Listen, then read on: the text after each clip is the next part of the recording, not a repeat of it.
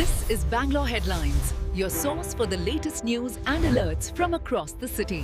Breaking news. 5,000 ರೂಪಾಯಿ ಲಂಚ ಪಡೆಯುವಾಗ ರೆಡ್ ಹ್ಯಾಂಡ್ ಆಗಿ ಲೋಕಾಯುಕ್ತ ಬಲೆಗೆ ಬಿದ್ದ ಸರ್ಕಾರಿ ವಕೀಲೆ. ಬೆಂಗಳೂರಿನಲ್ಲಿ ಸರ್ಕಾರಿ ವಕೀಲೆಯೊಬ್ಬರು ಲೋಕಾಯುಕ್ತ ಬಲೆಗೆ ಬಿದ್ದಿರುವ ಘಟನೆ ನಡೆದಿದೆ. 5,000 ಕೋಟಿ ಲಂಚಕ್ಕೆ ಕೈಯೊಡ್ಡಿದಾಗಲೇ ಲೋಕಾಯುಕ್ತ ಅಧಿಕಾರಿಗಳು ದಾಳಿ ನಡೆಸಿದ್ದು ಸರ್ಕಾರಿ ವಕೀಲೆ ಸವಿತಾ ನವೀನ್ ಪಾಟೀಲ್ ಅವರನ್ನು ವಶಕ್ಕೆ ಪಡೆದಿದ್ದಾರೆ. ಸವಿತಾ ನವೀನ್ ಬೆಂಗಳೂರಿನ 54ನೇ CCH ಕೋರ್ಟ್ನ ಸರ್ಕಾರಿ ವಕೀಲೆ. ಅತ್ಯಾಚಾರ ಪ್ರಕರಣದಲ್ಲಿ ಆಕ್ಷೇಪಣೆ ಸಲ್ಲಿಸಲು ದೂರುದಾರರಿಂದ 5,000 ರೂಪಾಯಿ ಲಂಚ ಸ್ವೀಕರಿಸುತ್ತಿದ್ದಾಗ ಕಚೇರಿಯಲ್ಲಿಯೇ ರೆಡ್ ಹ್ಯಾಂಡ್ ಆಗಿ ಲೋಕಾಯುಕ್ತ ಅಧಿಕಾರಿಗಳ ಬಲೆಗೆ ಬಿದ್ದಿದ್ದಾರೆ. ಸದ್ಯ ವಕೀಲೆ ಸವಿತಾ ನವೀನ್ ಅವರನ್ನು ವಶಕ್ಕೆ ಪಡೆದಿರುವ ಲೋಕಾಯುಕ್ತ ಅಧಿಕಾರಿಗಳು ವಿಚಾರಣೆ ನಡೆಸಿದ್ದಾರೆ. Subscribe channel for latest update.